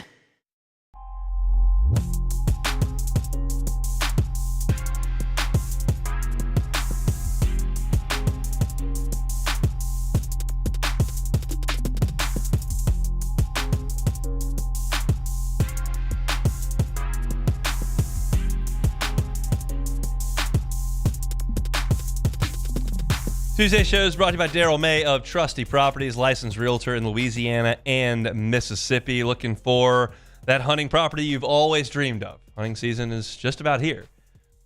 Daryl May can help you out with that, whether it's in the state of Louisiana, anywhere in the state of Mississippi. He's got access to the premium listings that you are looking for, and he's happy to help you get that property that you've always dreamed of to make your own for hunting season. Give him a phone call. I give you his cell phone number every single week. And if you don't drop the card. And it makes it difficult to read the phone number because I'll be honest with you, I don't know Daryl's phone number off the top of my head. But I do have a card here with it on it. So if you want to call him and get into that, get that property you've always wanted, it's 225-268-6915, 225-268-6915. Daryl May with Trusty Properties, a name you can trust. All right, let's talk Saints. Sharif Ishaq, WDSU down in New Orleans. It's not good, Sharif. No. Yeah, but let me say this, Hunt, before Please do. We start going. Let me just say, for the fans who are like, oh, I want to rebuild, let's get this thing moving in the right direction, let's tank for their picks, and then they start complaining about how they're losing games. I'm like, what do you want then? Yeah. What do you want exactly? I mean, they're doing exactly what you want them to do. I agree. This is just part of the process. This wasn't going to be an 8 and I can't do the math now. 8 and 9 season. Yeah, that's how that works. It just wasn't going to be. It's going to be really bumpy. Is there something that you've seen that is more disheartening than anything else? More frustrating, more disappointing through 3 weeks? Oh wow! We'll start on the defense. Very disappointing. They had not forced any interceptions through 3 games. Their third down defense continues to be atrocious. I mean, everything from that game was atrocious, but the pressure, really can't count the pressure rate in that game because it was 21-0 in the blink of an eye, and they barely even had to throw the ball much to be up 21-0. But I am so disappointed in the Saints secondary. The one play that really caught my attention was when Jackson Smith and Jigba was wide open down the field behind 3 players. That is disheartening. It is beyond atrocious when it comes to that secondary. I really thought the secondary was going to be much better than it is, and it's been deplorable. I mean, that's being kind. It's been that bad to the point where they have not been close to intercepting a single pass this year. And it hasn't been competitive on third down, especially on 3rd and long. And it just... Man, and it continues to get worse and worse and worse, and it isn't going to get any easier Sunday in Buffalo. The issue there for me, I'll get your thoughts on it, but that's supposed to be a young, promising unit that's not aging out. It should be entering really, really good play, and for them to struggle the way that they have on the perimeter that's a spot that I want the Saints to play well at, and you're getting the opposite. Yeah, I agree. I know you've asked me like every week, hey, is Kool-Aid McKinstry showing you some flashes? Some, but I feel like there's more bad than good so far with Kool-Aid. I know that he's a young player, but the same could be said about Alontae Taylor. He's missed quite a few tackles. He's been out of spots on coverage, and Justin Reed's kind of been the one who's surprised me a little bit more. I thought that he'd be forcing a little bit more in terms of that defense in the secondary, be forcing some more action, and it's just been not great, Hunt. I mean, it's just out of place, poor tackling. I mean, some of it is pretty much the details and the basic fundamentals of football, and you're seeing it executed poorly by the Saints secondary. When you move to the offensive side of the ball, is there something there that is particularly frustrating? Man, I've got to be quite honest with you with that. I mean, I'm a little disappointed in the skill players. I thought I'd see a little bit more. I thought I see that the number of targets Olave is getting, that's all great, but it's happening whenever they're down 2 touchdowns, 3 touchdowns, and they're in big deficits.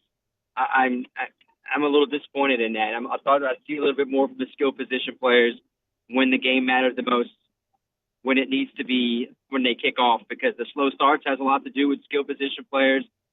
Offensive line has been at times, not all of it, has been very, very, very, very bumpy. Cesar Reeves has struggled a lot, man. He has struggled mightily this year. I cannot believe how big of a backward steps he's taking in this offense, and it's not good. It really is not good. What's your level of concern with Blake Grupe? I'm starting to get there a little bit. He looks that one miss last week. Well, he's already missed 3 this year, and they're all kind of kicks that he would make last year. He missed 4 all of last year. He's missed 3 through 3 games. Yeah. And any more misses like that, I think we need to have conversations of guys got to be in the building. New kickers have to be in the building. If it's Charlie Smith or if someone else, they're going to have to bring in someone else to get the job done, because the constant missing from 40 or fewer yards it could be very concerning. Is there something that's encouraging either side of the ball? Let you take whatever you see fit, or coaching? Don't laugh. No one got hurt Sunday. Sorry, I didn't listen. I didn't listen. That's a positive thing. Pete Werner played, he's all over the place. I felt like he was making tackles. He was running. He was playing hard. He was the guy that recovered the fumble that Quincy Riley made a good play on, by the way. Quincy Riley finally got his chance, put his shoulder right on the ball and popped the ball out. And that's it. That's all I really have. I think, man, look, Kellen Moore and his coaching staff did not have that team prepared. That's the first time I have seen him through the preseason games and these 3 games that they did not have that team prepared and ready to play. And he took blame for it. He said, it's on me. And 100% correct. It is on him. The team could not come out flat. They left early to go play that game. They left on Thursday to get acclimated to being in Seattle and got absolutely decimated. A place that they've won the last 2 games. By far the worst game I've ever seen them play. Man, since I've been in the business. I started doing this in 2005. That's the worst game I've ever played. It felt like some of the Katrina games, they were more competitive than that. That was just brutal, man. It was brutal to watch. Do you worry about morale as they try to lay the foundation for something new? When you keep losing, it's tough. It can be deflating. Losses like that are supposed to be deflating. I'm not really worried about the morale. I'm a little bit worried about building forward and building and building on this process. You can't have.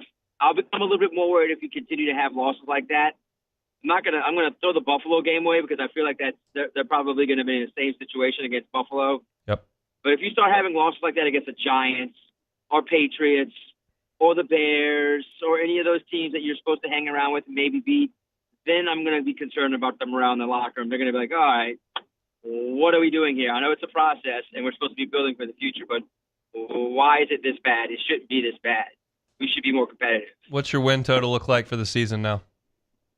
It started at 5. I'm going to probably still stick around, probably 3 or 4. 3 is I've been searching for the win. 3 is in the discussion for the top pick in the draft. Oh, absolutely. But the problem is, do you trust them to draft the right player right now, considering it's been a mess? lately. Now, this obviously it's a to be determined. I think Kelvin Banks is a good player, by the way. We don't know what Tyler Shuck is. I think you got to start playing Quincy Riley. You got to start playing Danny Stutzman, Sanker. Got to get more run. He's been getting a lot of run now that Blackman's out for the season. To be determined. But now, if you get a top 3 pick, the number 1 pick, do I trust Jeff Ireland and the front office and the staff to make that pick and make that right decision? We'll hope that if we've got that problem, we'll worry about that then. But that's something that is very much in the cards for the Saints team if they continue to play the way they did on Sunday. Sharif, we'll chat next week after Buffalo. Thanks, man. All right, man. See you next Tuesday. Sharif Ishak, WDSU down in New Orleans. We'll come back and close it out. When we come back, The Hunt Palmer Show. One Bath and Closets, onebathandclosets.com is the website. David Vaughn and his team, 30 years redesigning and remodeling bathrooms and closets. If your house is 20, 25, 30 years old, that's about the time where a lot of the things in the bathroom can start to malfunction, can start to deteriorate. There just may need to be a change. It might not be a fix. So don't just call the handy guy down the street, pay him with some cash, and hope that works out.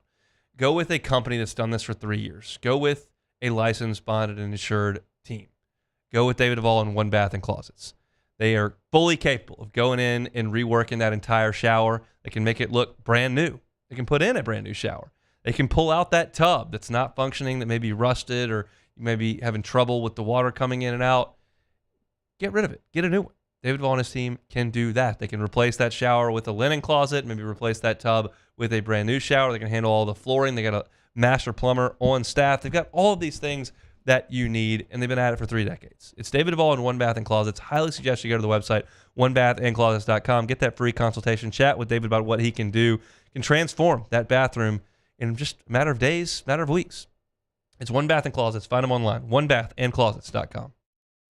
Flight by Yingling is raising the bar by crafting the next generation of light beer.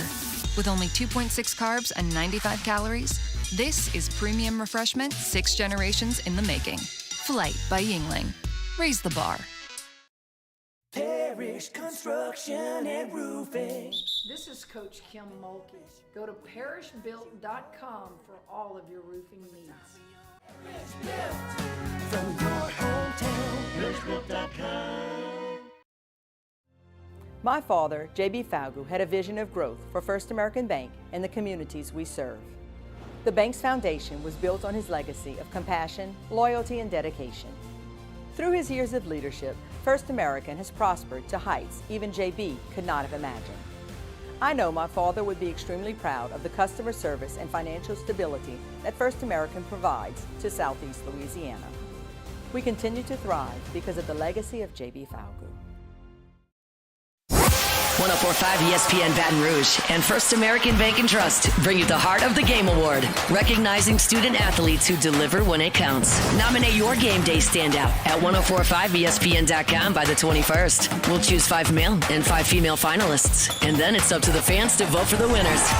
Each winner gets a $250 gift card, a custom award, and the spotlight they've earned. Presented by First American Bank and Trust, a banking tradition since 1910. These are the luckiest ice cubes in the world. They could have been a thankless bed for an all-you-can-eat salad bar. But instead, they've been called upon to cradle and cool a crisp, refreshing Dos Equis. Huh. Looks like the lucky just got luckier. Dos Equis. Man, age is just a number. Don't let it dictate how you feel. Goodwood Bend Sexual Wellness has anti-aging services that can help you look and feel your best. Visit yourgoodwood.com and discover a renewed sense of vitality. At Ochsner, we know healing is a team sport. That's why we've partnered with world-renowned orthopedic surgeon Dr. James Andrews to create the Ochsner Andrews Orthopedics and Sports Medicine Institute. Whether you're a professional athlete or a weekend warrior, our team of specialists are dedicated to getting you back in the game. So whatever your reasons are for reaching your personal best, we've only got one: you. Ochsner Andrews Institute. Long live you. family-owned and community-driven. Service Chevrolet Cadillac, a legacy you can trust since 1972. This is the Hunt Palmer Show, brought to you by Daryl May of Trusty Properties. Looking for land to hunt or build? Call Daryl May at Trusty Properties.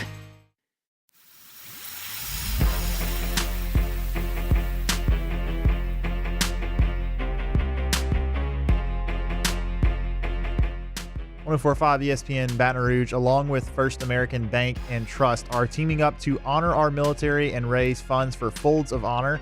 This nonprofit organization provides scholarships to the spouses and children of soldiers who were killed or disabled in service. Donate to this important cause. Visit our website at 1045espn.com. Folds of Honor, to honor their sacrifice and educate their legacy. Closing things up here. Tuesday show is brought to you by Daryl May of Trusty Properties. Hunting land, agriculture land, second home, retirement home.